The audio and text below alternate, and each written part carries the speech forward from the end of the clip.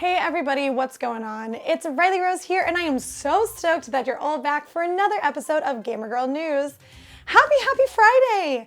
Somehow we have made it all through the week, so congrats to all of us. I think we deserve a drink. As always, there's just so much to talk about when it comes to video games, so let's just jump on into it, shall we? Today, we're going to continue a story that we reported on last week that contains news about sexual harassment and violence. So this is a trigger warning for those topics. Please watch at your own discretion for this next news story only.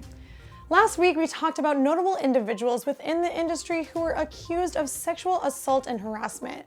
I feel like it's important to keep talking about these stories as new victims come out about the same or even other abusers within the industry. Not only does this show that I actually support these people who are coming forward with their stories, but continue to name and hold abusers accountable, ensures that the industry becomes a safer place for everyone, or at least it starts to be. Two people have accused Mike Zaymont, a lead designer on Skullgirls and Indivisible, of sending messages with demeaning and sexually suggestive comments. He messaged a female streamer who contacted him first, praising inclusivity in his game. Zaymont then started asking questions about her Twitch channel and if she got validation from the attention she got online, and questioned what her family thought of her social media. Zaymont was already called out for making an incredibly insensitive "I can't breathe" joke during a Skullgirls tournament earlier this year. Many major figures within the Skullgirls community put out a statement calling for his permanent ban from commentary and competition. The largest tournament of the year has also said that Zaymont will not be welcome at next year's event, so this is a start. This story actually does start to get really dark and includes pedophilia, so here comes another trigger warning for a really gross next story. A big thing to keep in mind as more and more victims are coming forward is that abuse has no gender. The gaming world unfortunately got a very grisly reminder this week. Professional Super Smash Bros. Player Puppe made a shocking post on Twitter detailing his abuse by fellow professional gamer Cinepi. I really honestly will not be going too in detail with what the letter says because it's disgusting. I can summarize it a bit. The abuse started in 2016 when Puppe was 14 and Cinepedo was 24. What followed was years of abuse that affected this kid mentally and hurt his ability to play and attend pro events. He would actually have to play doubles against her and her boyfriend on a weekly basis while this abuse was happening. This horrible pedophile has not made a comment as of when I wrote this script. This is obviously horrific for so many reasons. It's not only evil to date a 14-year-old, but completely illegal for a 24-year-old as well. We'll see if she is forced to answer for her disgusting and predatory behavior. Last week, we also talked about how one of the co-creators of Cards Against Humanity had to step away from his position after racist and sexist comments surfaced due to employee complaints. Well, after the latest round of complaints of a toxic work environment, the workers of the company behind the infamous game have decided to unionize. The Cards Against Humanity workers announced that they have signed up with Chicago Midwest Regional Joint Board and are optimistic that the owners of the company will voluntarily recognize this decision.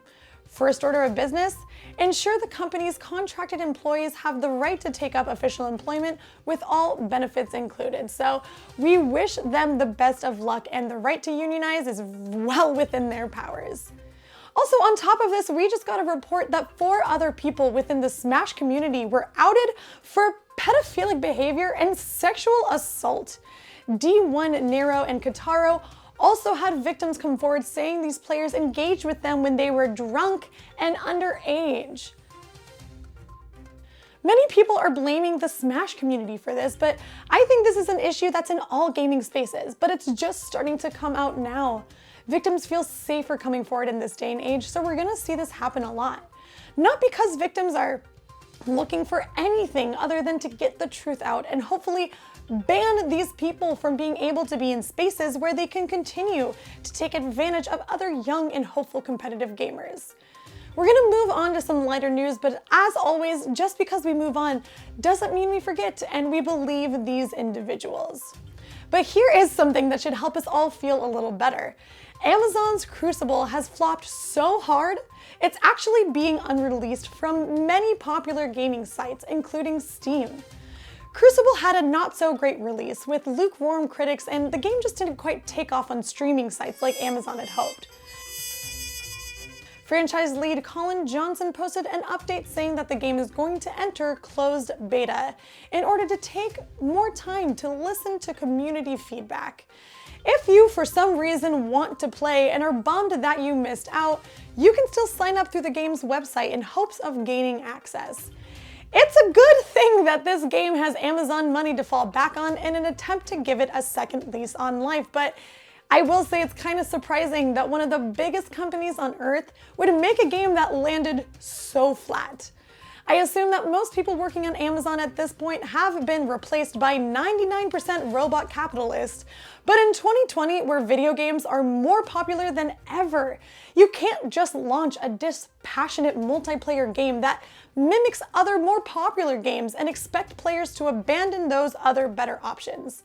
While some companies are trying to break into new gaming markets and failing, there are other developers who are choosing to go about a different way.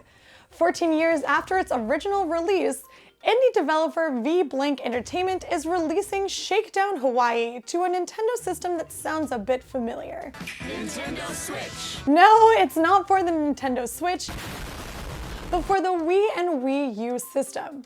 For some reason, the developer wanted to do an experiment to see if they could release a new Wii game in 2020. Basically, the answer was they couldn't. Not really anyways. It's actually not possible to release new Wii games in the United States anymore, for some reason. But in Europe, they still had time to get Shakedown Hawaii made for the Wii. In the US, the next best option was getting it ported to the Wii U instead, so that's still doable. If you do have a Wii U, why? But also congrats! A new game for you, but act fast. There's only going to be 3,000 copies of the Wii version, and even less will be made for the Wii U. Speaking of bringing back classics, rumors are circulating that Warner Bros. Interactive Entertainment will finally release a Harry Potter RPG in late 2021 for PlayStation 5 and Xbox Series X, according to a report by Bloomberg. The RPG has been long rumored, but never officially announced. There was a potential gameplay leak in 2018, but the only information known is that basically it's an open world at Hogwarts and nearby locations. Two anonymous sources told Bloomberg that the project is very real and in development. They did share that the developers are thrown off due to the COVID-19 pandemic, which is to be expected, but also because there's rumors of a possible sale of the Warner Bros. Video game publishing business. All of this is on top of the fact that J.K. Rowling can't keep her freaking mouth shut and loves to just burst through the door with a cup of fresh transphobia in the morning. Developers are concerned that the backlash she received could affect perception of the game as well. I think this game sounds amazing. I really hope it's real and coming to us soon. I would love to walk around Hogwarts with PS5 graphics. Do you want to see Harry Potter on the PS5? Well, how about Diablo on the Nintendo Switch? Blizzard tweeted a video of Diablo, the Lord of Darkness, in the form of a nightlight being switched on and off. Many followers immediately interpreted this as news that Diablo was coming to the Nintendo Switch. This is a long-awaited hope for many fans and one that seems possible, especially now that we see games like Dark Souls on the Switch. However, it seems like fans actually need to cool off of this idea for a bit. A spokesperson for Blizzard Entertainment said that there is nothing to announce and it's just a misinterpreted tweet. Now, this doesn't mean that we won't see the game hit the Nintendo eStore. It just means that you have to watch more Gamer Girl news to keep updated on this story. Animal Crossing New Horizons is getting a free summer update. On July 3rd, players can finally swim, dive, and add a bunch of mermaid furniture to transform your home into a sea grotto. Diving makes a return and Pascal is back. Not to mention even Gulliver gets new summer clothes. I am so excited for this! Diving is one of my favorite things to do in New Leaf, so I'm so glad it's back, and now I can invite my pals over. We can all take a swim together. This update is only the first, however. The trailer ended with an announcement that another will be on the way in early August. I swear to God, if that update doesn't include Brewster, I don't know what I'm gonna do. August would be the perfect time for Brewster. August is fall. Fall is good for coffee. Brewster brings the coffee. But honestly, any time is perfect for Brewster. Like, where is Brewster? Whew, okay, I'm cool. I'm cool. Let's move on now to a Riley Rose review. This week, we are dating around on Dream Daddy, a dating simulator. Dream Daddy, a dating simulator is a silly dating sim with a lot more heart than you might think. You play as a customizable single dad who moves into a cul-de-sac that's entirely populated by dads, and dads who want to date you. There are 7 romanceable daddies to date, with personalities ranging from sweet coffee shop baristas to vampires, to Christian dads who are married to women. No matter where your taste lies, you're bound to find a dad that hits the spot. Developer Game Grumps developed a game that doesn't just make dating dads and being gay a gimmick, but actually fleshes out its characters, exploring family relationships and bigger issues with respect, and it is genuinely funny. It's a really great game that's just excellently catered to a gay audience. The gameplay itself isn't anything exciting for the most part. You read through dialogue and make decisions on who you want to go on a date with. And after the date, you get a scorecard that lets you know how the date went depending on the decisions you made. But the game keeps it interesting by randomly interjecting amazing mini-games. One of my favorites is at an early part in the game where you engage in battle with another dad over who can brag the most about their daughter. And by battle, I mean a literal Pokemon battle where you destroy the other dad's HP with boasting.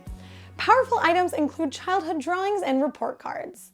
I was expecting this game to just be about hot dads making out, but somehow a game called Dream Daddy is so much more than that. Your character's relationship with your daughter is actually what propels most of the story forward. As a senior in high school, she's going through a lot, like most kids at that age. She has crushes gone wrong, friends drifting away, a parent who died. You can choose your parenting technique and whether you want to deal with these teenage woes with patience or with more offbeat jokes to kind of cut through the tension. It's not just about dating dads, but being a dad yourself. All the different dads give you different potential endings, some full of heartbreak and woe, and some that wrap up with a happy ending, and that's the ending I got. It's a romance game that features queer parents that love each other and love their kids. It's a simple game, but it's full of a lot more than just hot dad jokes. It's also a game that you can play multiple times, so you really get the bang for your buck. For all these reasons and more, I give this game a 4 out of 5 petals. You can play it on Steam today. Before we wrap it up, let's get some video game trivia going. Are you having trouble getting motivated during quarantine? I've been playing Just Dance to get moving and keep myself active. I thought I was getting pretty good, but it turns out that I'm not even close to the #1 fan. Carrie Swadecki holds the world record for the longest video game session ever. She played Just Dance 2015 from July 11th to July 17th, playing the game for 138 hours and 34 seconds. Like, oh my God, I am so curious. Do you guys think she got like bathroom breaks or food breaks, or did she have to just like keep going? No, that's impossible, right? Like, that's impossible. If anybody knows, please let me know, but congrats, Carrie. Maybe one day I'll be half the Just Dance master that you are. Okay, that's all I have for today. Are you looking forward to the Harry Potter RPG? How's your mermaid furniture coming along in Animal Crossing? Let me know what you think in the comments below, and don't forget to be nice to yourself today, and tune in next week for some more Gamer Girl news. I'm Riley Rose, and I am out of here.